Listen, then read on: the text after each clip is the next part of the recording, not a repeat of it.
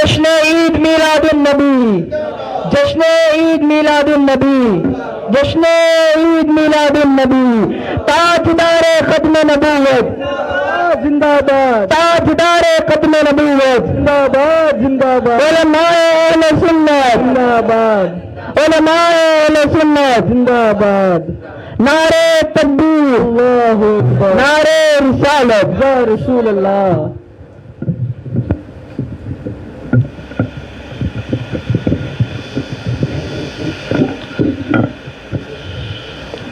نحمده ونصلي على رسوله الكريم اما بعد فقد قال الله تبارك وتعالى في القرآن العظيم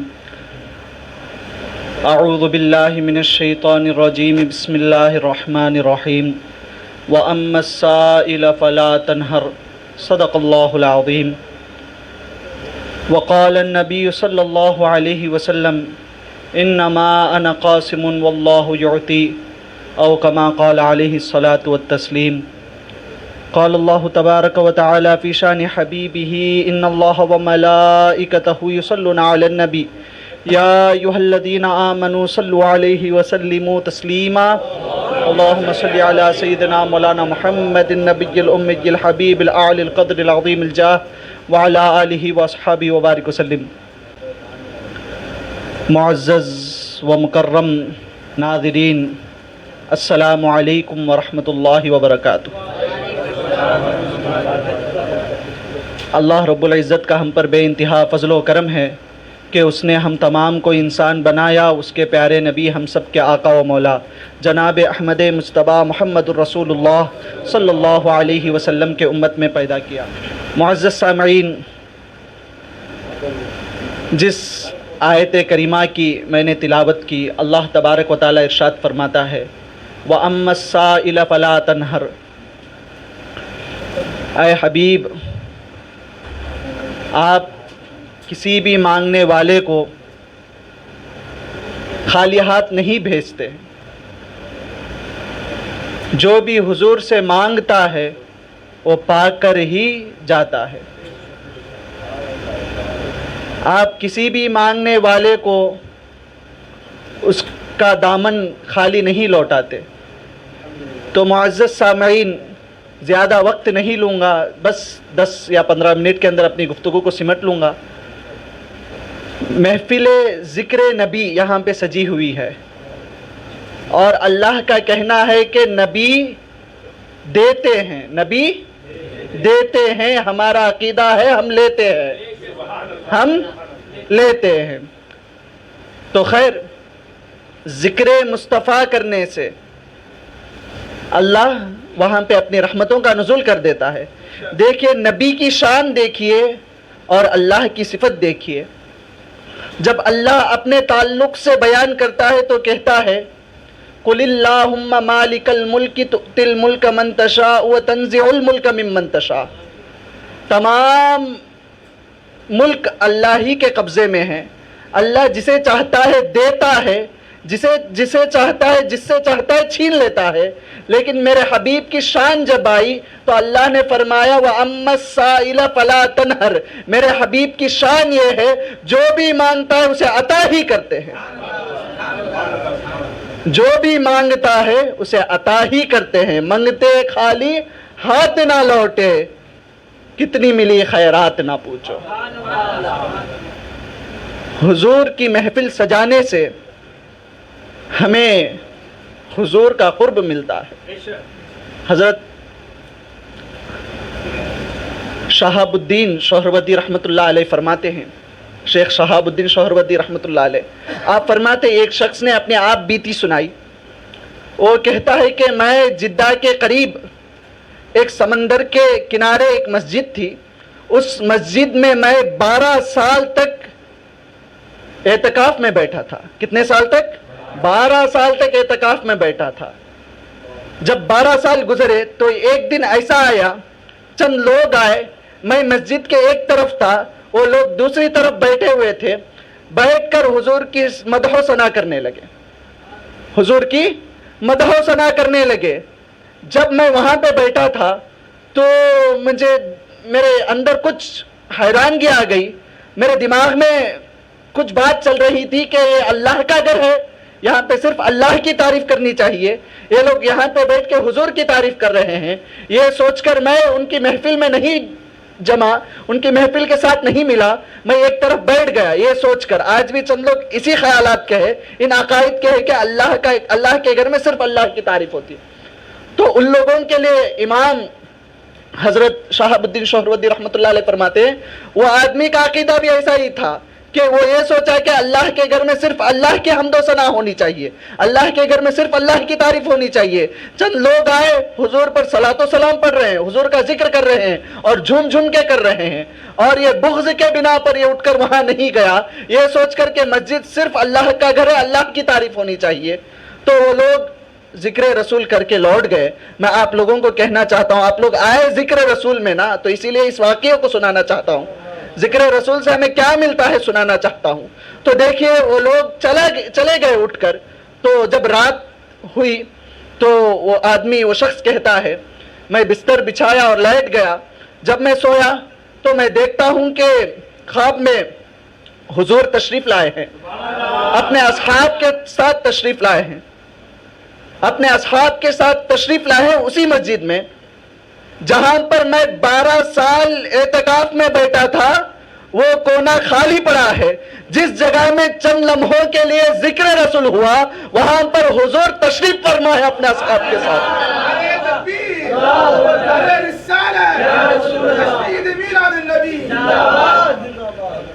جس جگہ حضور تشریف لائے تھے وہ جگہ جو لوگ وہاں پہ ذکر رسول کیے تھے وہاں پہ حضور تشریف فرما ہے. تو خیر میرے دل میں ہلبلی بچی, خواب دیکھ رہا ہوں, 12 سال کی ریاضت ہے میری, 12 سال کا اعتکاف, خدا کی یاد میں 12 سال وقت گزارا, لیکن وہ کنارہ خالی ہے, وہ طرف خالی ہے. چند لمحہ جو ذکر رسول میں گزرا وہاں پر خود حضور وہاں پہ بیٹھے ہیں, اور وہ کہنے لگا کہ وہاں پر ذکر رسول کی محفل سجی ہے, اور افضل البشر بعد الانبیاء بالتحقیق سیدنا حضرت ابو بکر صدیق رضی اللہ تعالی عنہ کھڑے ہو کر حضور کی شان بیان کر رہے ہیں, اور حضور کہہ رہے ہیں حق یا ابو بکر, حق, تم نے جو کہا یہ حق کہا, تم نے جو کہا حق کہا. تو جب میں سنا تو میرے دل میں یہ بات آئی کہ میں اٹھ کر جاؤں اس محفل میں ملوں. تو جو ہی میں اٹھنے لگا تو مجھے زمین پکڑ کر کھینچ لی, خواب سنا رہا اپنا, وہ کہنے لگا زمین کھینچ لی. زمین سے آواز آئی تب نہیں اٹھا اب کیوں اٹھ کے جا رہا ہے, تب نہیں اٹھا اب کیوں اٹھ کے جا رہا ہے. دیکھو آج ہم حضور کے لیے نہیں اٹھیں گے, آج ہم حضور کی محفلیں نہیں سجائیں گے, تو کل قیامت کا دن ہوگا تو حضور کو دیکھ کر بھی آگے بڑھ نہیں سکیں گے. آج ان محفلوں کو سجانا اس کا مقصد کیا ہے؟ حضور آتے ہیں, حضور آتے ہیں, ضرور آتے ہیں, ضرور آتے ہیں. حضور اپنے منگتوں کو کبھی خالی ہاتھ نہیں بھیجتے, ایسا عطا کرتے ہیں ایک ہی عطا میں اس کی جھولی بھر جاتی ہے. بخاری شریف کی حدیث ہے, حضرت ابو ہریرہ رضی اللہ تعالی عنہ فرماتے ہیں کہ میں حضور صلی اللہ علیہ وسلم کے پاس گیا, جا کر کہنے لگا یا رسول اللہ انی اسمع منک حدیثا کثیرا فانساہ, اے اللہ کے حبیب میں آپ سے کثیر حدیثیں سنتا ہوں, میں آپ سے کثیر حدیثیں سنتا ہوں, بھول جاتا ہوں. بھول, دیکھو صحابہ کا عقیدہ دیکھیے, یہ نسیان کی بیماری ہے جس کا خاصہ اللہ کے پاس ہے, لیکن یہاں یہ صحابی کہاں آئے ہیں؟ حضور کے در پہ آئے ہیں. کہنے لگے یا رسول اللہ آپ سے کثرت سے حدیثیں سنتا ہوں, بھول جاتا ہوں. تو حضور نے یہ نہیں کہا فلاں حکیم کے پاس جاؤ, وہ فلاں نسخہ دیں گے, کھاؤ, تمہاری جو حافظیت ہے, تمہارا جو ذہن جو کمزور ہے وہ قوی ہو جائے گا, تمہارا حفظ قوی ہو جائے گا. یہ نہیں فرمایا اے ابو ہریرہ تمہیں یہ پریشانی ہے تو پھیلاؤ اپنے دامن کو پھیلاؤ. تو ابو ہریرہ دامن پھیلانے لگے تو حضرت ابو ہریرہ فرماتے ہیں, بخاری شریف میں آئی ہے حدیث, حضور صلی اللہ علیہ وسلم یوں اپنے ہاتھوں کو اوپر اٹھا رہے ہیں, پھر یوں کر کے اس جھولی میں ڈال رہے ہیں, جب جھولی میں ڈال دیا تو حضرت ابو ہریرہ سے کہا اے ابو ہریرہ اس کو اپنے سینے سے لگا لو، اس کو لپٹ کر اپنے سینے سے لگا لو اس چادر کو۔ تو حضرت ابو ہریرہ کہنے لگے جو ہی میں سینے سے لگایا واللہ اس کے بعد میں ایک چیز بھی نہیں بھولا۔ یہاں پر میں جو بات بتانا چاہتا ہوں، حضور دیتے ہیں، حضور عطا کرتے ہیں، عقیدہ ابو ہریرہ کا ہو، عقیدہ ابو ہریرہ کا رکھ کے جاؤ، تمہاری جو بھی مراد ہوگی وہ پوری ہوگی، تمہاری جو بھی مراد ہوگی پوری ہوگی۔ یہ لوگ جو نادان سنیوں کو بہکاتے ہیں، کہتے ہیں کہ مساجد اللہ کا گھر ہے، وہاں پہ صرف اللہ کا ذکر ہونا چاہیے، تو میں اس مولا سے پوچھتا ہوں مولا تیرا کیا کہنا ہے؟ تو اللہ فرماتا ہے وَرَفَعْنَا لَكَ ذِكْرَكَ، اے حبیب میں نے آپ کے لیے آپ کے ذکر کو بلند کیا۔ جو ہی یہ آیت نازل ہوئی، یہ سورت نازل ہوئی، اللہ نے جبرائیل کو بھیجا جا کے بتاؤ میں کس طرح بلند کرتا ہوں میرے حبیب کے ذکر کو۔ جبرائیل علیہ السلام آئے، آ کر کہنے لگے یا رسول اللہ کیا آپ جانتے ہیں کہ آپ کے ذکر کو اللہ کس طرح بلند کرتا ہے؟ تو حضور صلی اللہ علیہ وسلم جان کر بھی کہہ رہے ہیں اے جبرائیل تم بھی سناؤ کس طرح بلند کرتا ہے، تم بھی بتاؤ۔ تو حضرت جبرائیل کہنے لگے کہ اے اللہ کے حبیب، اللہ فرماتا ہے اذا ذکرت ذکرت معی، اے جبرائیل جاؤ جا کر میرے حبیب سے کہہ دو جہاں جہاں میرا ذکر ہوگا میرے ذکر کے ساتھ آپ کا ذکر ہوگا۔ اچھا یہاں تک بات ہوئی، پھر اس کے آگے ائمہ محدثین میں سے امام ابن عطا علیہ رحمت و رضوان فرماتے ہیں، آپ فرماتے ہیں کہ اللہ کا یہ کہنا تھا، اس کا مطلب کیا ہے؟ آپ فرماتے ہیں کہ جعلتک ذکرا من ذکری، اے حبیب میں نے آپ کے ذکر کو میرا ذکر بنا لیا، میں نے آپ کے ذکر کو، اے رسول میں نے آپ کے ذکر کو میرا ذکر بنا لیا۔ پھر آگے فرماتے ہیں من ذکرک ذکرنی، اے حبیب جو کوئی بھی آپ کا ذکر کرے گا وہ آپ کا نہیں، وہ میرا ہے، وہ میرا ہے، وہ ذکر میرا ہے۔ جو آپ کی نعتیں پڑھے گا وہ ظاہراً دکھے گا لوگوں کو یہ حضور کی شان ہے، نہیں نہیں اصل میں تو یہ اس رسول کے خدا کی شان ہے جس نے اس کو بنایا، جس نے اس کو بنایا۔ تو آخر میں یہ کہنا چاہتا ہوں، اس حدیث کو مد نظر رکھتے ہوئے یہ بتانا چاہتا ہوں کہ جو بندے اپنا وقت ذکر رسول میں گزارتے ہیں، جو بندے اپنا وقت حضور پر درود پڑھنے میں گزارتے ہیں، یا رسول اللہ کہنے میں گزارتے ہیں، یاد مصطفیٰ میں گزارتے ہیں، میں ان لوگوں کو کہنا چاہتا ہوں خوش ہو جاؤ، کل قیامت کا دن ہوگا، تمہارے نامہ اعمال کو کھولا جائے گا، جب نامہ اعمال میں اس وقت کے تعلق سے جب دیکھا جائے گا تو وہاں پہ لکھا ہوا رہے گا کہ یہ بندہ فلاں وقت کو اللہ کی یاد میں گزارا۔ یا رسول اللہ۔ تو حضور کا ذکر اصل میں کس کا ذکر ہے؟ اللہ کا ذکر ہے، اللہ کا ذکر ہے۔ بس ہمیں یہ کرنا ہے کہ حضور سے جڑ کر حضور کے ساتھ حضور کو حاضر ناظر مانتے ہوئے ان کا ذکر کرنا چاہیے، حضور کو حاضر ناظر مانتے ہوئے ان کا ذکر کرنا چاہیے۔ یہی تو لطف ہے، حضور صلی اللہ علیہ وسلم سے جو بھی مانگتا وہ خالی ہاتھ نہیں جاتا، وہ اس کی جھولیاں بھر دی جاتی ہے۔ یہاں تک روایتوں میں آتا ہے کہ ایک مرتبہ حاتم طائی کا شاید پوتا تھا، اس کے اولاد میں سے کوئی تھا، وہ کہنے لگا آل رسول سے فخر سے کہنے لگا میرے جو دادا تھے وہ بڑے سخی تھے، وہ بڑے سخی تھے، ان کا جو محل تھا اس میں 10 دروازے تھے، اگر ایک غریب ایک دروازے سے آیا، پھر وہی غریب دوسرے سے آیا، تیسرے سے آیا، 10 سے بھی آ جائے تو اسے عطا کر کے بھیجتے۔ تو وہ فخر سے کہنے لگا یہ آل رسول تھا، کس کا خون دوڑ رہا تھا اندر۔ وہ کہنے لگا اے حاتم طائی کی اولاد، تو یہ کہتا ہے کہ ایک فقیر آتا ہے 10 دروازے سے منگتا ہے، پھر بھی اس کو عطا کر کے بھیج دیا جاتا ہے۔ سن میرے نانا کی شان کو سن، میرا نانا وہ ہے، میرے نانا وہ ہیں جن کے پاس ایک فقیر آ کے سوال کر دے اس کو اتنا عطا کرتے ہیں اس کے بعد اس کی حاجت ہی نہیں پڑتی۔ اس کی حاجت ہی نہیں پڑتی. یہ حضور کا در ہے. تو کہنے کا مقصد یہی تھا کہ حضور کی محفلوں کو سجاتے ہیں. کس لیے؟ کیونکہ حضور وہاں پہ آتے ہیں. حضور وہاں پہ آتے ہیں. اللہ نے فرمایا النبی اولا بالمؤمنین من انفسہم. اللہ کہتا ہے کہ بے شک حضور صلی اللہ علیہ وسلم مومنوں کی جانوں سے زیادہ قریب ہے. مومنوں کی جانوں سے زیادہ قریب ہے. یہاں پر یہ کہنا چاہتا ہوں حضور صلی اللہ علیہ وسلم حدیث میں آتا ہے دنیا میں بھی قریب ہے آخرت میں بھی قریب ہے. بخاری شریف کی حدیث ہے ما من مؤمن الا وانا اولا بہ فی الدنیا والآخرہ. حضور صلی اللہ علیہ وسلم فرماتے ہیں کہ مومن جو بھی مومن ہے یہاں تک کہ میں اس سے قریب رہتا ہوں. کہاں آقا آپ کی قربت کہاں ملتی ہے مومن کو؟ تو آپ فرماتے ہیں دنیا میں بھی اس کے ساتھ رہتا ہوں آخرت میں بھی ساتھ رہتا ہوں. تو یہاں پر میں واضح کرنا چاہتا ہوں جو یہ کہے کہ حضور میرے ساتھ نہیں تو سمجھو کہ وہ مومن نہیں. کیونکہ حضور کہہ رہے ہیں کہ میں مومن کے ساتھ ہوں, میں مومنوں کے ساتھ ہوں.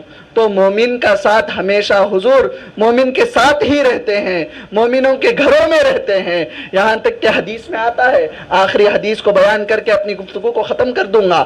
حضور صلی اللہ علیہ وسلم کے پاس ایک صحابی آتے ہیں, آ کر کہنے لگتے یا رسول اللہ میں کثیر العیال ہوں, میرا گھر بار بڑا ہے, میرے بچے زیادہ ہیں, مجھے کوئی وظیفہ دے دیجئے جس کی وجہ سے میرے گھر میں برکت آ جائے. تو حضور صلی اللہ علیہ وسلم کہنے لگے اے میرے صحابی جب تم گھر میں داخل ہوں گے تو گھر میں جاؤ, جا کر اگر گھر میں کوئی موجود ہو تو ان کو سلام کرو. پھر آگے فرماتے ہیں فَإِن لَّمْ يَكُنْ فِيهِ أَحَدٌ فَسَلِّمْ عَلَيَّ. اے میرے صحابی اگر گھر میں کوئی بھی موجود نہ ہو تو تم مجھ پر سلام بھیجو. تو یہاں پر میں بات سمجھانا چاہتا ہوں. پھر آگے حضور فرماتے 3 مرتبہ سورہ اخلاص کی تلاوت کرو. سورہ اخلاص کو مؤخر رکھا, سلام کو اول رکھا, مقدم رکھا. تو اس کی وجہ کیا ہے؟ اول یہ کیوں رکھا گیا؟ کیونکہ جب تک عشق محمدی نہیں آئے گی دل میں, جب تک حضور کے عشق کو پیوست نہیں کرو گے تب تک تمہاری عبادتیں قبول نہیں ہوگی, تمہاری ریاضتیں قبول نہیں ہوگی. قرآن کا اصول بھی یہی ہے, قرآن بھی یہی کہتا ہے. کبھی کیا کہتا ہے کہ وما کان اللہ لیعذبہم وانت فیہم. ایک مرتبہ حضور کی تعریف سے قرآن بیان کرتا ہے اے حبیب آپ کا ان لوگوں کے درمیان موجود رہنا اسی لیے میں ان پر عذاب نہیں بھیجتا ہوں. پھر اس کے بعد والی آیت میں خود اللہ فرماتا ہے کہ وما کان اللہ معذبہم وہم یستغفرون. فرماتا ہے کہ اے حبیب تم کہہ دو کہ میں ان لوگوں پر عذاب نہیں بھیجتا جب وہ استغفار